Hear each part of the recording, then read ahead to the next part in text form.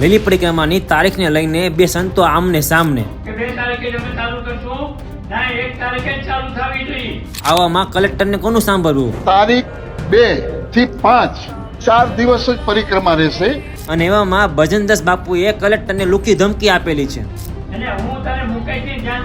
તો ભજનદાસ બાપુ અને ઇન્દ્ર ભારતી બાપુ જે સામે આવ્યા હતા, જે વાદ વિવાદ વિખરાનો હતો, તેનો અંત આવી ગયો હતો. અને કલેક્ટરે એવું કહ્યું હતું તો દિવાળી પછી આપણે પાછી એક મીટિંગ કરીશું અને એમાં આપણે લીલી પરિક્રમાની ફાઇનલ તારીખ જાહેર કરીશું. પણ હજી સુધી કોઈ પણ જાતની મીટિંગ કે કોઈ પણ જાતના નિર્ણયો લેવામાં આવ્યા નથી. તો એનો મતલબ શું? કલેક્ટર ખાલી ઇન્દ્ર ભારતી બાપુનું જ સાંભળ્ય છે. અને બીજી બાજુ ભજનદાસ બાપુ જે શબ્દમાં બોલ્યા છે એ શબ્દમાં ખરેખર બોલવું જોઈએ. આવા ઘણા બધા વાદ વિવાદો થયા હતા, પણ આખરે લીલી પરિક્રમાની ફાઇનલ તારીખ નક્કી થઈ ગઈ છે, પણ જાહેર કરવામાં નથી આવેલી, જેથી કરીને ઘણા બધા ભાઈ ભક્તોને પરેશાની થઈ રહી છે. અને મને પણ ઘણા બધા લોકોના મેસેજ આવ્યા છે કે મને ફાઇનલ તારીખ આપો, હું દૂરથી આવું છું, મને ફાઇનલ તારીખ આપો, જેથી કરીને કોઈ પણ વ્યક્તિને અગવડતા ઊભી ના થાય અને સારી રીતે લીલી પરિક્રમા કરવા જુનાગઢ પહોંચી જાય. તો આ વાદ વિવાદના લીધે તારીખમાં ઘણી બધી ગૂંચવણું છે, જેથી કરીને લોકોને ભારે મુશ્કેલી થાય છે. તો આ વાદ વિવાદમાં ના પડતા મેં ઘણા બધા જુનાગઢના મંત્રીઓ સાથે વાત અને લીલી પરિક્રમાની જે તંત્ર દ્વારા તારીખ નક્કી થઈ ગયેલી છે એ તારીખ મેં જાણી લીધી છે. તો ગિરનારની લીલી પરિક્રમાની 2025 ની તારીખ સત્તાવાર રીતે